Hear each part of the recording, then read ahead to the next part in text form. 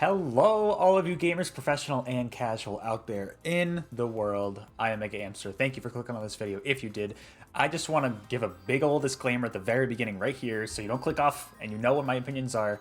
Based on the title, yeah, it's a little bit of a clickbait title. Not that anybody's actually probably going to watch this video, but if you do, hey, you're awesome. I appreciate you. This, just to clarify, people have been... I've seen this question. I mean, this has happened in previous years too, but especially for this year, I've seen this take a lot. My main exposure is on Twitter, which can be pretty toxic, but I'm sure it's everywhere across the internet in terms of the video game social media spaces. A lot of people asking, has 2022 been a quote-unquote bad year or a down year for video games? And to be honest, the answer is it just depends. This is more of a video for me to kind of describe. It depends on what you like. It's really a video for me to describe just my thoughts on how this year has been and my whole take on this whole controversy, not controversy, but like this whole topic. Because video games, in terms of like what games are good versus bad, that is so subjective. And I'm kind of sick of seeing a lot of opinions on Twitter as my main exposure. Like I said, I'm sure it's everywhere else on social media. I'm sick of seeing people claim that this is an objective fact. Oh, this game's bad. Some games are objectively bad. Some games are objectively good. But usually it's one that's super extreme one way or the other. But like, there's going to be at least one person who enjoys every game that comes out, guarantee you. And it's so subjective. You're allowed to have your own opinions. And in the ages of social media, we tend to kind of cancel people who don't have similar opinions to us, right? I've seen this all the time on Twitter, and I'm sure it happens everywhere else on the internet. This is such a subjective thing. So really the question of, is 2022 a bad year for gaming? That's not a question you can really ask objectively, but a lot of people on the internet seem to claim that it is. So I'm kind of here to set the record straight. No, I'm not going to tell you what you can or can't say. Maybe a little bit. But like, you're allowed to have your own opinion. Let people have their own opinions and don't bash them for doing it. Now, there is a right and wrong way to kind of convey those opinions. The wrong way is when people kind of state it as facts and don't say that it's their opinion. It's like, we'll see some examples. I want to go through some examples that I have right up here. Let's pull this up first of all, though. First of all, this website here, gotta love the Sonic CD Japanese soundtrack.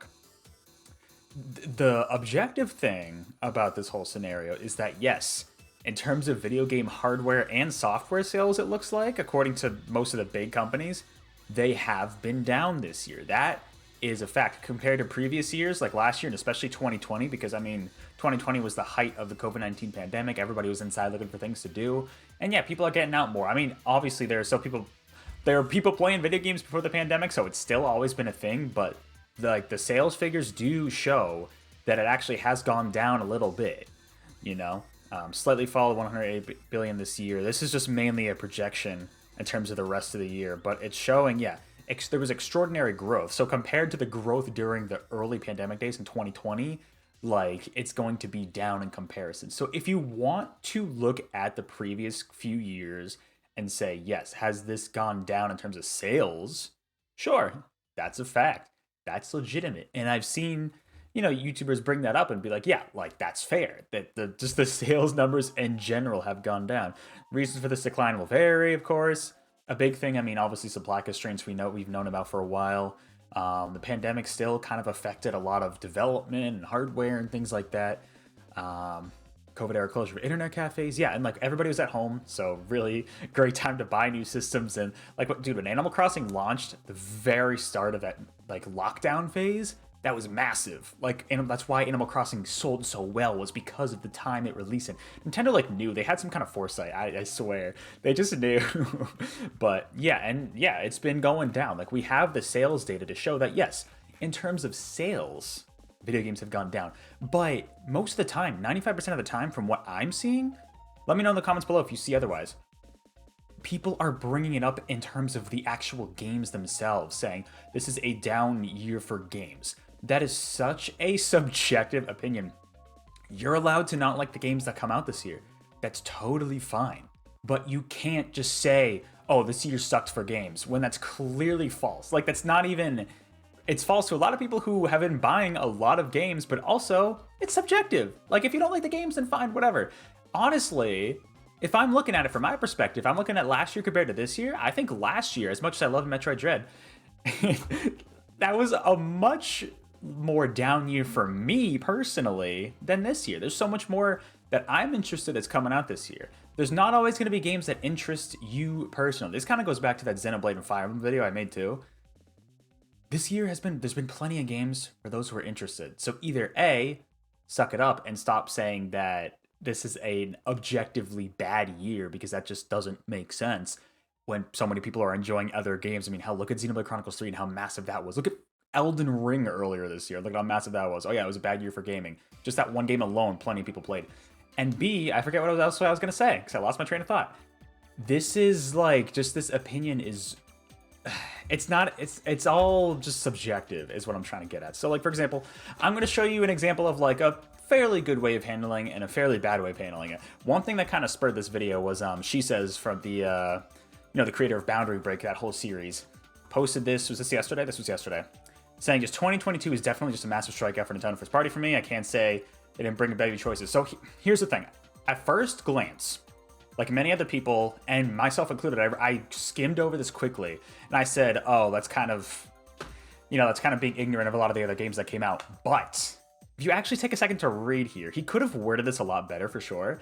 But there's two things here. One, the first sentence.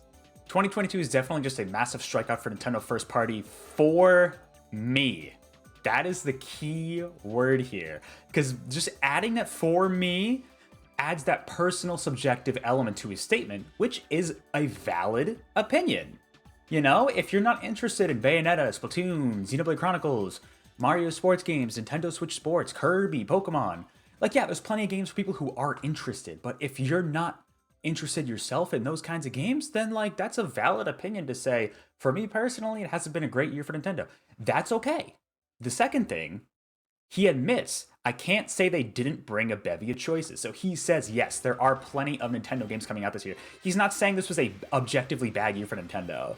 He is saying that he's admitting that they did bring plenty of games, that they just don't personally appeal to him. And that is okay.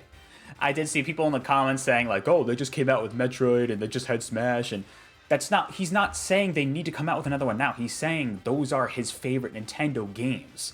And they didn't come out this year. So as a result, he's like, yeah, didn't really do much for me. That, like, he could have worded it better, like I said, but like, people immediately, and this is just social media in general, YouTube, Twitter, I'm sure everything else, immediately jump to the comments. He's already like, I'm done. Everybody just jumping right in here. I get why people are ripping apart your preference, though. The way you stated it makes it feel really egocentric. Like I said, yes, I don't like all those franchises. Yeah, exactly. So, like, he could have worded it better.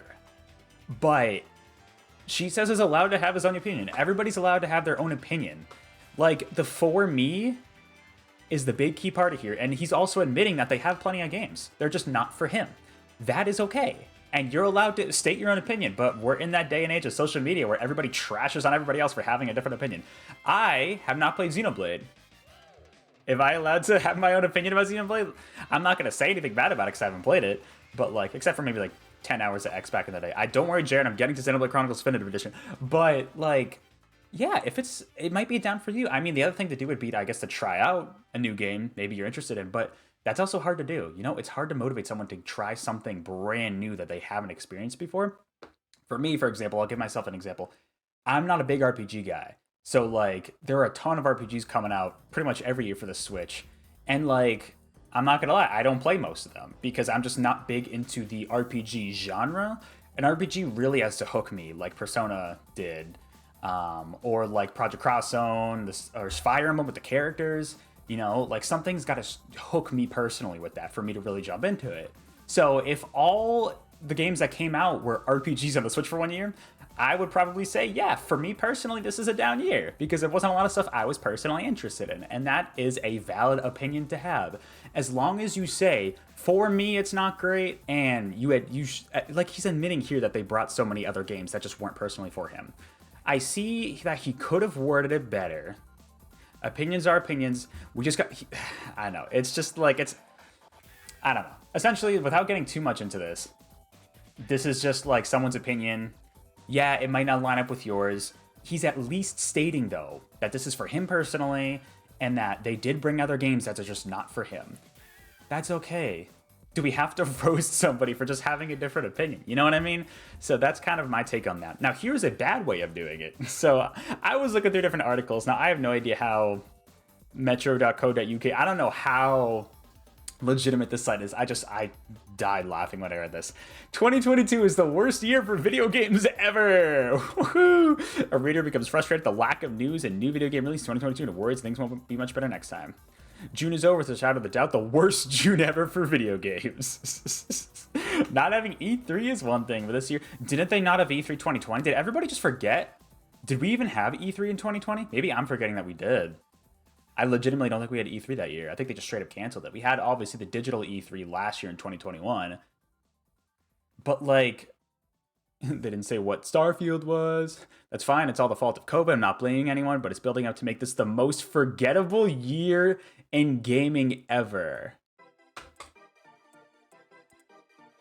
The way it's all about phrasing. And there's so many ways to take stuff out of context on the internet, but this right here is the example of what you don't do. You can, like, that's, and I maybe part of it is because these journalists don't want to make articles personal, but you can't state this as a fact. They're just doing it for the clickbait. I mean, I guess I made the title for the clickbait. The reason why I made, the reason why I made this YouTube video a kind of clickbaity title, assuming I'm gonna go with the title that I'm thinking of, is to get more people to see what I have to say here. Not because I'm trying to get the clicks, but because I'm trying to, like, just describe, like, what I guess it is kind of for the clicks. But, you know what I mean? I'm trying to convey this message rather than prove one point or another. This wording here, this is just the way they state this is very factual. And for the last few years, I've just, like, seen this more and more, just gotten more and more frustrated with this. Gaming is such, in terms of quality of games and the games that you like, it is such a subjective opinion. I'm sick of seeing people saying, this year sucks for games, oh, this game sucks, without even, like, playing it, without even seeing much of it, and without even, like, I guarantee you whoever wrote this article didn't play, like, any games this year, and it's probably just because none of the games they wanted to come out came out this year.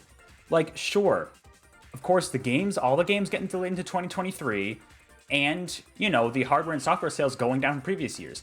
If you talk about that specifically, then yes, you can say, okay, maybe compared to previous years, this year has been a little lower, a little worse in terms of sales and in terms of, like, actual number of games releasing. And I mean, I feel like, honestly, it felt like more games released this year than last year. I don't know, to be honest, who knows? Look up that data for yourself if you're interested, but that's what it feels like. But that's probably just because it's for me personally.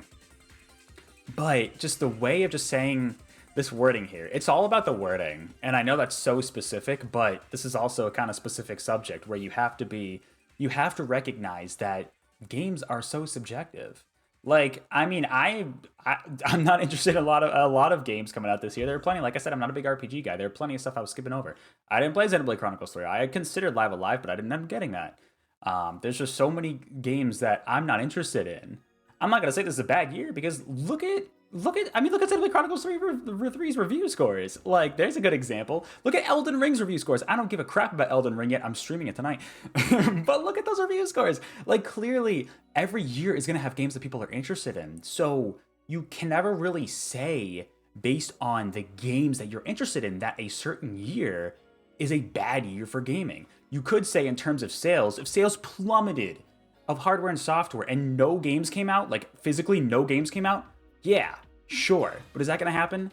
Not, I doubt ever. If anytime soon, definitely not. So it's like, that's the part that I'm getting at. It's all about wording. You need to know what's subjective versus objective.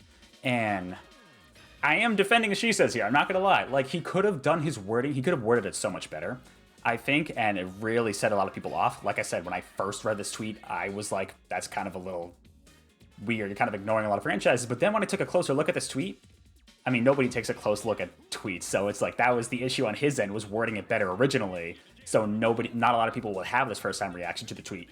When you look at it deeper though, he's straight up saying, for me personally, it's not a good year.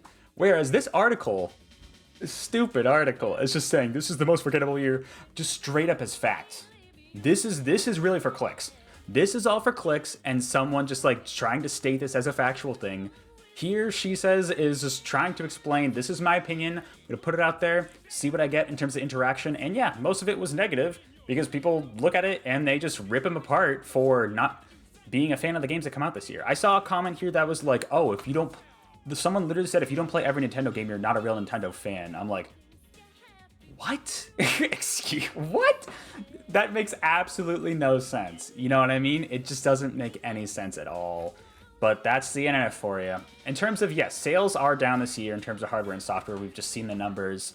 But in terms of the games themselves, it's a very subjective thing. At the end of the day, it's really hard to just be like, this year sucks for gaming.